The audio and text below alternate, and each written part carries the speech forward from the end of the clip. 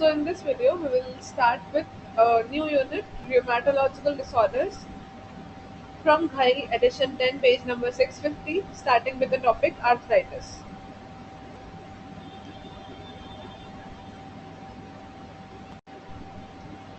Starting with approach to diagnosis. Okay, arthritis is a common complaint in children.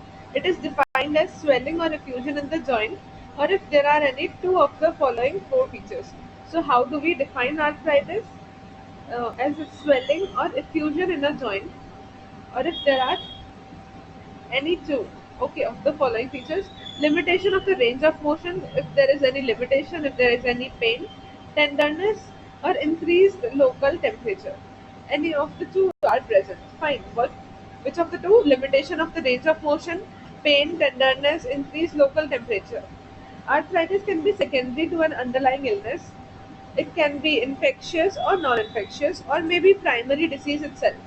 Fine. Then classical assessment based on the good history and physical examination often provides more diagnostic clues than a battery of laboratory tests. A convenient way to classify arthritis is based on the duration of illness and presentation. Okay, so we will see this table based on the duration of illness. First, reading about the transient synovitis. This is a common condition in young children and is characterized by sudden onset of pain in the hips. What is happening in this transient synovitis? There is sudden onset of the pain in hips, thighs, and knees, followed by an upper respiratory catarrh. After involving the upper respiratory infection, no, there will be sudden onset pain in the hips and thighs and knees. It is a self-limiting disorder which lasts only 2 to 4 days and should not be confused with the septic arthritis or acute osteomyelitis. Skin traction and a short course of the non-steroidal anti-inflammatory drugs bring the prompt relief. So this is what we read about transient synovitis. Moving ahead, reading about the septic arthritis. This is usually seen in neonates and infants. It presents almost always as monoarthritis and is accompanied by fever. So, how will septic arthritis present as? Almost always as monoarthritis and is accompanied by fever, tenderness, and limitation of joint movement. So, these things will be present in septic arthritis. What?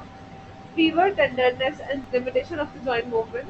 Causes include the gram-negative bacilli, group B streptococci in neonates, Haemophilus influenza type B, and Streptococcus pneumoniae in infants, and Staphylococcus aureus in the older children. So these are the causes. We should know the causes of septic arthritis also. Okay, let's read that again because this is important. So causes include gram-negative bacilli, cause the septic arthritis, group B streptococci in neonates, okay, and the Haemophilus influenza and the Streptococcus pneumoniae in infants. Group B streptococci was in neonates, and in infants what we read? Haemophilus influenza type B and Streptococcus pneumoniae in the infants, and Staphylococcus aureus in whom? In the older children. Ultrasonography, magnetic resonance imaging, and radionuclide scans provide useful clues to the diagnosis. A diagnostic anthrocentesis is necessary to confirm the diagnosis. Appropriate antimicrobials, aspiration, and in some cases, example the hip joint, arthrocentesis are required for the treatment. Okay. Now moving to the another condition, that is tubercular arthritis. It can result from infection with the M. tuberculosis or from allergic phenomena secondary to systemic foci. That is Ponsett disease. So what is happening in Ponsett disease? There is an allergic phenomena secondary to a systemic foci. The former usually presents as monoarthritis. What if the infection is involving the M. tuberculosis? It presents as monoarthritis. Example, hip or the ankle joint, while the later presents as polyarthritis with a strong positive tuberculin reaction. Arthrocentesis or the synovial biopsy may be diagnostic. In this Ponsett disease, no, we are reading about this Ponsett disease in which the synovial biopsy may be arthrocentesis or synovial biopsy may be diagnostic. Okay. Now moving to this reactive arthritis. This is not as common in children as in adults. Diagnosis is based on the Berlin's criteria. So it is More common reactive arthritis thing is more common in the adults one, and diagnosis based on the Berlin's criteria, which is peripheral arthritis, usually lower limb and symmetric oligoarthritis, evidence of preceding gastrointestinal or genitourinary infection, usually by the Shigella, chlamydia, or Yersinia, in the absence of clinical symptoms and exclusion of the other arthritis. So this is when we call reactive arthritis. If the Berlin's criteria is fulfilled, first one is peripheral arthritis, usually lower limbs and asymmetric oligoarthritis, evidence of the preceding gastrointestinal or genitourinary tract infection. Okay. In the absence of any clinical symptoms, there are no clinical symptoms, and exclusion of the other arthritis. Miscellaneous causes of the joint involvement. Okay, so starting with the miscellaneous causes of the joint involvement, a small proportion of children with the acute lymphocytic leukemia show bone and joint pains. Okay, which children show bone and joint pains? Children with acute lymphocytic leukemia (ALL). Bone pain, which is more marked at the night, is a predominant complaint in the affected children. Which kind of bone pain in ALL? Bone pain which is more marked at the night. Okay. Hemogram shows lymphocytic predominance and thrombocytopenia. There will be lymphocytic predominance and thrombocytopenia in contrast to polymorphonuclear predominance and thrombocytosis, characteristic of the juvenile idiopathic arthritis. This is something important. In the JIA, what will be seen? There will be polymorphonuclear predominance and thrombocytosis is characteristic of the juvenile idiopathic arthritis. But what will be seen in this ALL? There will be hemogram will be showing lymphocytic predominance and thrombocytopenia. Lymphocytes will be more, and there will be thrombocytopenia. That is a less number of platelets in ALL. Okay, moving ahead.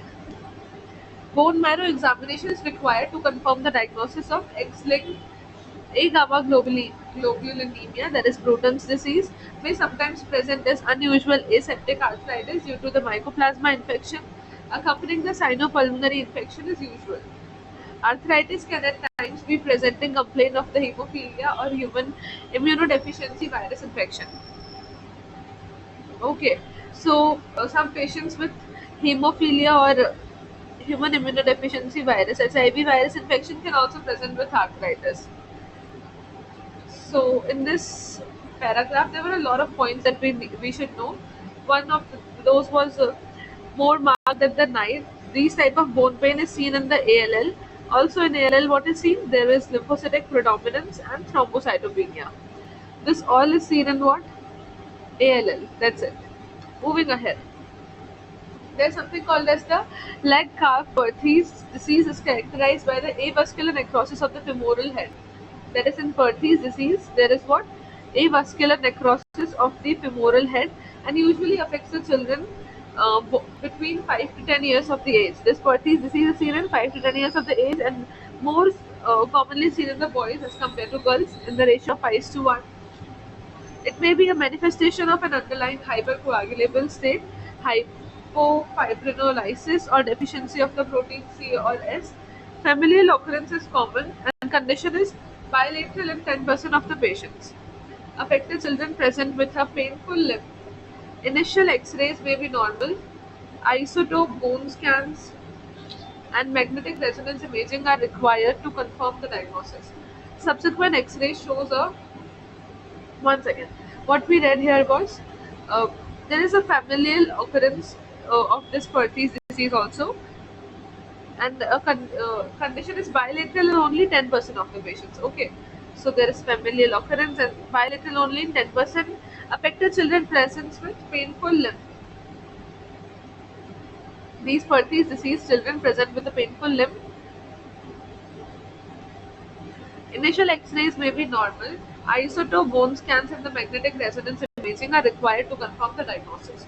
MRI is required to confirm the diagnosis, that's it. And the subsequent X-ray shows a characteristic subsequential prognosis.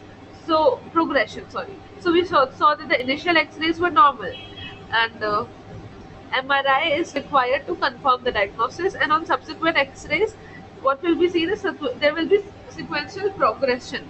There is widening of the joint space will be seen. There will be fragmentation of the epiphysis with the patchy areas of increased lucency and density. Okay, fragmentation of epiphysis, and there will be patchy areas of increased lucency or density. Abnormalities of the shape of femoral head and neck. Of the femoral head and neck. Deformed head will also be seen. Treatment options include the femoral varus, osteotomies, or containment splints. Okay, so this is done for this disease. What can be done is femoral varus, osteotomies, or containment splints. So this was about miscellaneous causes of the joint involvement. Now talking about the, so what we read was, we read about the approach to arthritis. Okay, transient synovitis, septic arthritis, tubercular arthritis, reactive arthritis, and miscellaneous causes. Now starting with the non-inflammatory arthropathy. Several congenital disorders can have joint involvement and may be mistaken as arthritis. Affected children usually present with the non-specific musculoskeletal features such as joint discomfort, contractures, or deformities of the joints without any signs of inflammation.